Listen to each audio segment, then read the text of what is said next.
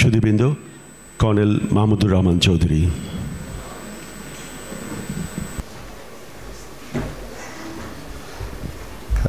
সুধীবৃন্দ, আসসালামু আলাইকুম। আমি সরাসরি যাচ্ছি গুরুর স্মৃতিচারণে। মেজর ফরিদের সাথে আমার প্রথম দেখা উনি যখন ক্যাপ্টেন ছিলেন 1984-85-এ 31 বেঙ্গলে ছিলেন। ওনার সিও ছিলেন তখন মেজর খালেদ আজম, পরে লেফটেন্যান্ট কর্নেল খালেদ আজম। তো একদিন সিওর অফিসে আমি গিয়েছি, সেখানে একজন ভদ্রলোক বসা ছিলেন। তো কর্নেল আজম আমার সাথে পরিচয় করাই দিলেন যে উনি হচ্ছেন গুরু। তো আমি একটু আশ্চর্য হলাম যে আর্মি অফিসারের পরিচয় গুরু হিসাবে কীভাবে হয়। তো যাই হোক, পরবর্তীকালে আস্তে আস্তে ওনার সাথে পরিচয় হয়, ঘনিষ্ঠতা হয় এবং বন্ধুত্ব হয়। আমার সাথে ওনার বন্ধুত্ব মূল কারণ হলো ওনার মানসিক গোলাবলীর জন্য আমি ওনার প্রতি খুবই আকর্ষণ বোধ করতাম। যেটা আমার কাছে সবচেয়ে ভালো লাগতো সেটা হলো উনি খুব সহজ সরল মানুষ ছিলেন এবং খুবই সাবলীলভাবে উনি লোকজনের সাথে মিশতে পারতেন। তা আমি তখন নতুন বিয়ে করে গিয়েছি রংপুরে। তো উনি আমাদের বাসায় আসতেন, আমার মিসেস বই পড়তেন, আমিও বই পড়তাম। তো ওইখানের সাথে ওনার সাথে আলাপ হয়, আসলে বেসিক্যালি ওনার সাথে ঘনিষ্ঠতা হয়।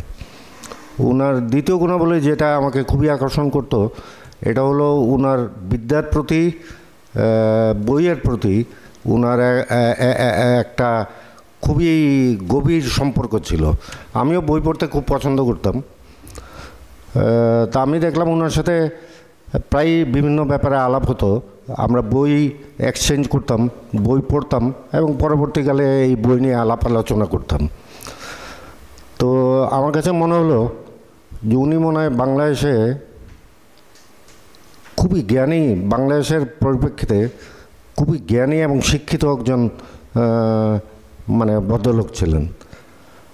ওনার জ্ঞানটা ছিল খুব বিভিন্ন সাবজেক্টের ব্যাপারে খুবই গভীর। বলা যায় ওনার আমার কাছে মনে হতো উনি কতগুলো বিষয়ে মোটামুটি পণ্ডিতই ছিলেন এবং ওনার কাছ থেকে অনেক কিছু আমি শিখেছি। ওনার কাছে লেখা শিখেছি, ওনার কাছে বই আসলে কীভাবে পড়তে হয়, কীভাবে মনে রাখতে হয় সেটা শিখেছি।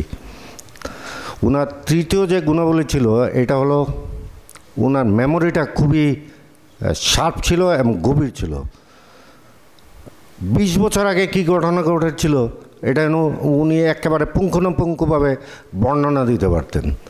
তো সেটাও একটা গুণ ছিল যেটা আমাদের সবার মধ্যে নেই। এটা শেষ পর্যন্ত ওনার ইন্তেকালের প্রায় সপ্তাহ 2 আগে আমার সাথে দেখা হয়েছিল। তো তখনও এটার ওনার এই স্মৃতিটা আমার ছিল আর কি। ওই স্মৃতিগুলো উনি ধরে রাখতে পারতেন। তখনও আলাপ করেছি পুরানো দিনের ব্যাপারে এবং উনি সাবলীলভাবে ওই পুরানো দিনের কথাগুলো মনে রাখতে পারতেন, মেমোরির ব্যাপারে। তো এইরকম গুণ খুব কম মানুষের মধ্যেই থাকে। এই জন্য আমি খুবই আকর্ষণ বোধ করতাম ওনার প্রতি। আমার মিসেসও খুবই আকর্ষণ বোধ করতেন। আর আরেকটা গুণাবলী যেটা ওনার মধ্যে ছিল, যেটা সাধারণত আমাদের খুব কম মানুষের মধ্যে থাকে, এটা হলো ওনার সেন্স অফ হিউমার। উনি সব কিছু সহজভাবে নিতে পারতেন এবং মজার জিনিসটা উনি খুব সহজে ধরতে পারতেন, সেটা প্রকাশ করতে পারতেন, যেটা আমরা সবাই পারি না। খুব কঠিন সময়েও উনি এই হিউমারাস জিনিসটা আহরণ করতে পারতেন এবং প্রকাশ করতে পারতেন।